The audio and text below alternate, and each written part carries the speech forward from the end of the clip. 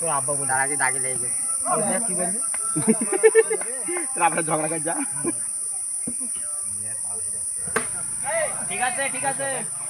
ঠিক আছে ভালো বল এরকম ভাবে থাক হবে না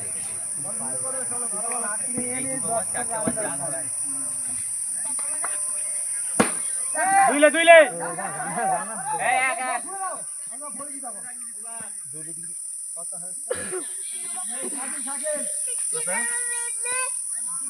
এই এবারে রান করে লে 2 শেষ 13 তুই যা একটি সবাই শুনতে পাচ্ছ চোখে রাখতে যাবে না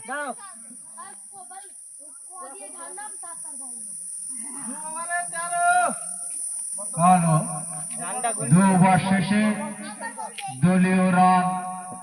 13।